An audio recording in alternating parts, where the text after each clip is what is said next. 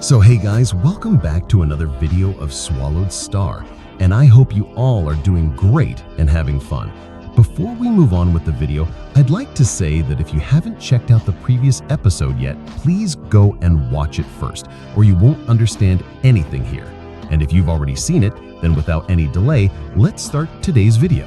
So homies, as we saw in the last episode, Zuika and Purple Bell King tried to trap Luo Feng together.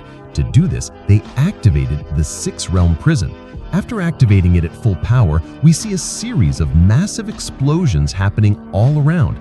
That's when Luo Feng also comes out and, using his King Thousand illusion, starts creating one crack after another in space. Meanwhile, we see that the people of the Hong Alliance were also keeping an eye on Luo Feng, and they begin to say that this human world master has fulfilled all our conditions, and it seems he can now become a part of the Hong Alliance.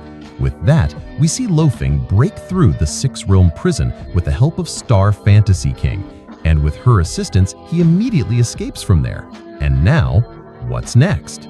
So at the beginning of this episode, we see a scene in the council hall of Hongmeng City where everyone wants to access the footage of Luo Feng's battle, but they aren't getting permission.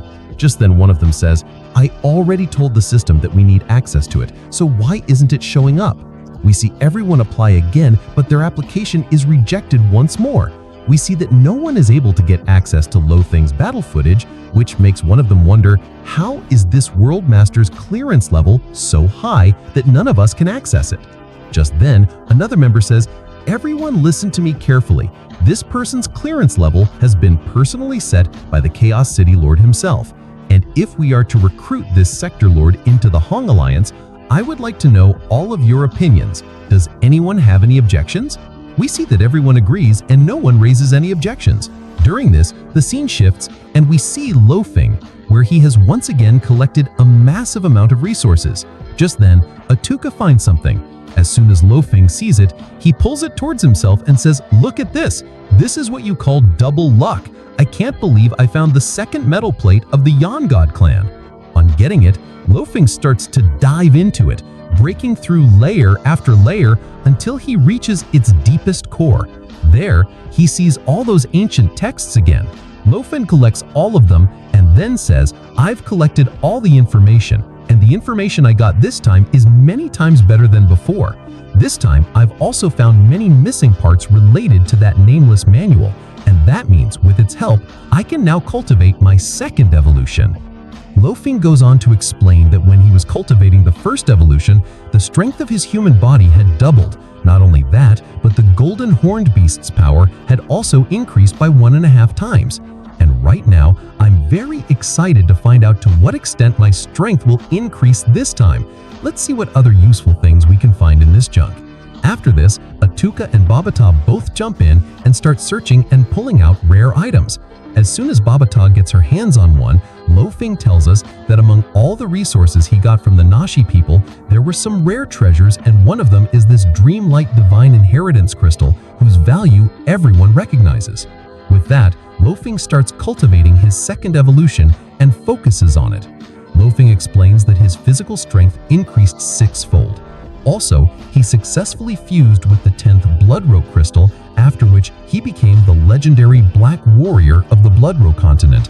We see that Luo Feng's strength has increased immensely, and he even tests and shows us his strength, which is awesome to see. Luo Feng further explains that during this time, some people from the Hong Alliance repeatedly came to visit him. They kept inviting him to join their Hong Alliance, which is also called the Strongest Human Alliance. We also see King Yechen in red inviting Luo Feng to join the Hong Alliance. We see that Luo Feng agrees and finally becomes a member of the Hong Alliance. Luo Feng tells us that there are many powerful beings in this alliance. He also mentions that to prevent his identity from being revealed to anyone, the Chaos City Lord has made arrangements for an alias for him within the Hong Alliance.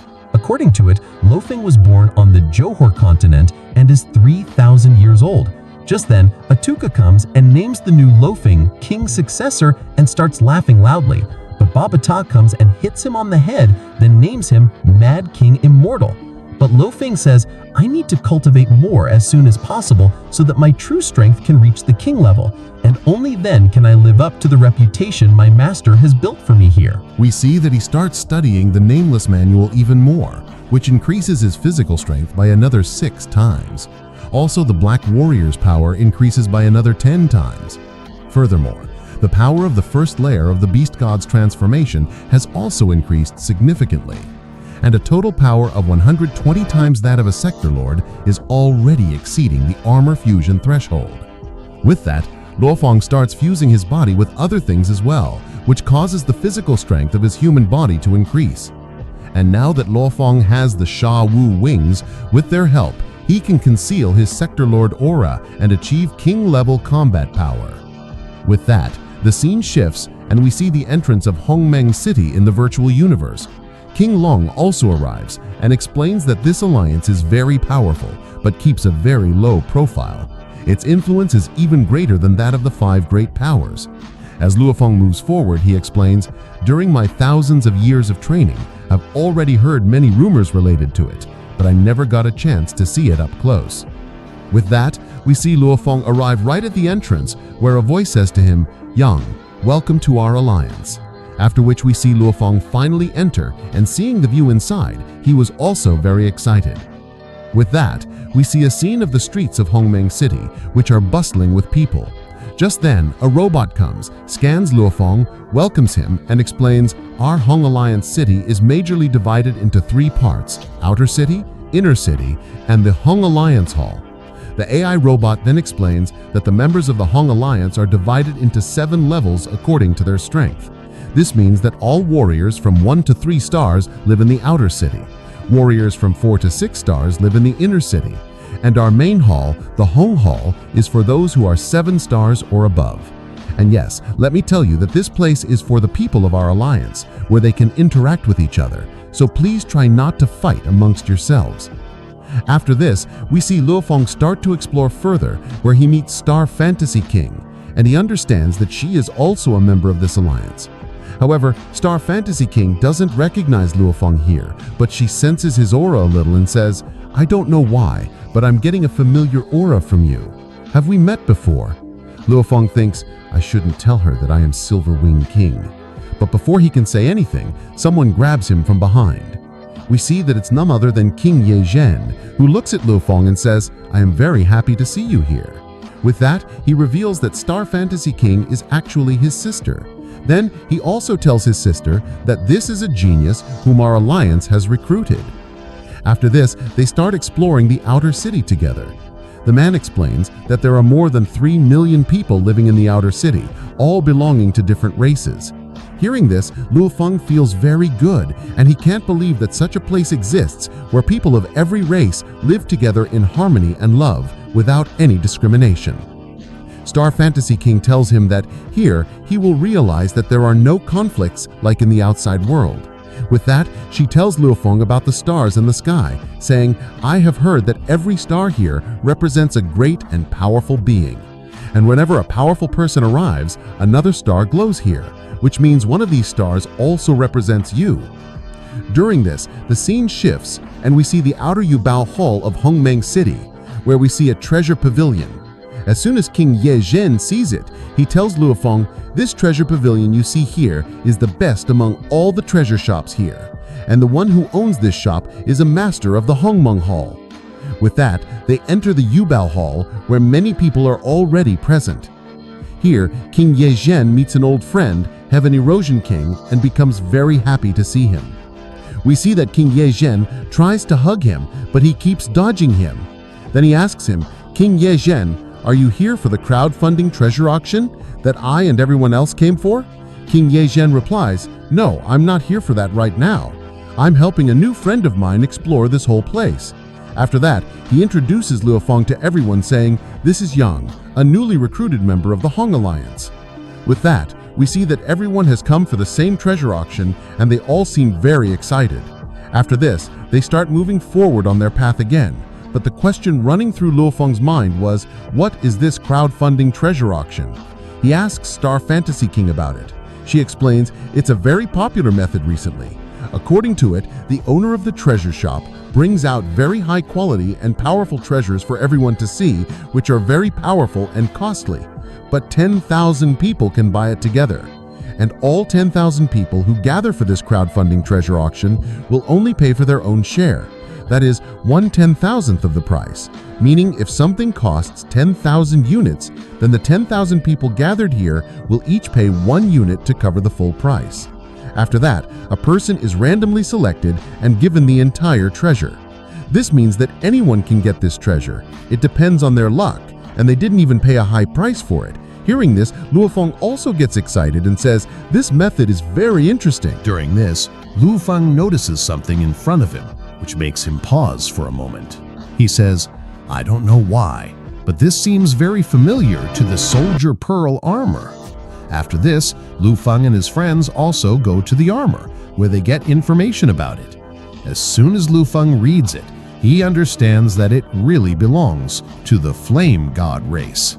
Meanwhile, King Yijin notices Luo Feng and says, "What you're looking at is truly amazing, because this armor set is truly miraculous.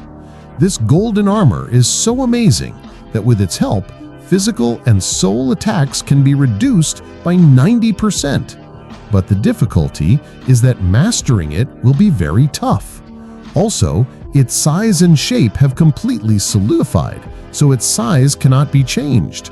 But the Black Phoenix King completely altered his immortal body to adapt to this golden armor, which made his strength very weak, and then he encountered a very dangerous battle."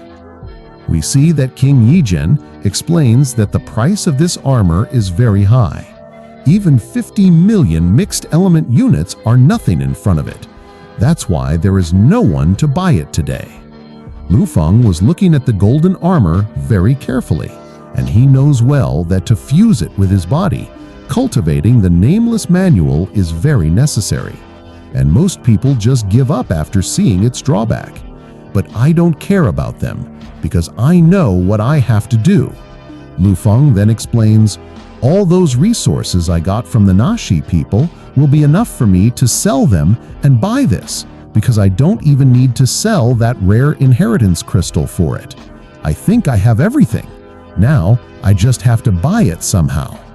Then we see that when everyone's attention is elsewhere, Luo Feng suddenly says, "Waiter, I want to buy this golden armor." Hearing this, everyone near Luo Feng is shocked. "How can you pay so much for this piece of junk? Didn't you hear about its major drawback?" The seller, however, hits the jackpot. He immediately comes to Luo Feng, and in seconds after making the deal, he looks at Luo Feng. Just then, other people come and start throwing flowers on Luo Feng, because according to them, someone has bought this ancient golden armor, which was just gathering dust here for a very good price. We see that Star Fantasy King and her brother are also surprised, wondering what is going on in Luo Feng's mind. With that, we see Luo Feng return to his military base, where he hands over the traded spoils to the transport department of the Virtual Universe Company. After that, he says, "The golden armor I purchased will arrive by tomorrow, and I am very excited to see it." Then we see that Luo Feng finally gets the golden armor. We also see the golden horned beast, who was also very excited. With that, we see the golden horned beast practice the second part of the Nameless Manual for 30 years. After which, Luo Feng explains that after practicing it for 30 years, he was finally able to successfully activate the golden armor. We also see his transformation begin, and text from the god race is inscribed on his forehead, where the word king was written. After this, Babata says, "Then we can call it the king armor, right?" Luo Feng explains that due to the golden armor, the golden horned beast has increased its power by 10,000 times the power of a world master, which has reached the peak of the king level standard. And now that I have this, I never have to be afraid of the people from the Yan Sacrifice continent. With that, the story moves forward, and Luo Feng explains, "After that, I went back to the Yan Sacrifice continent, where I made some friends. My reputation also grew. Among them, my closest friends were King Star Fantasy and her brother. I also found out that if I want to open a sacrifice tower, I will need 6 tokens. But I haven't found the second token yet. That's why I kept traveling with my friends so that I could get a clue about the tokens. With that, we see them arrive outside the Flame Continent, after which King Yejin says, "Let's go to our cave, I need to talk about something there." We see that as soon as they reach the cave, Luo Feng says, "Tell me, what did you want to talk about?" We then see the man take something out and show it, saying, "I want to show you this." Seeing it, Star Fantasy King and Luo Feng are shocked and say, "This is a token." Star Fantasy King asks, "Brother, where did you get this token?" To which King Yejin explains, "Actually, I snatched it from a guy named Zerk. Young, now show your token. Let's see what clue we can get from it." As soon as Luo Feng takes out his token, both tokens start creating an energy fluctuation between them and begin to move rapidly.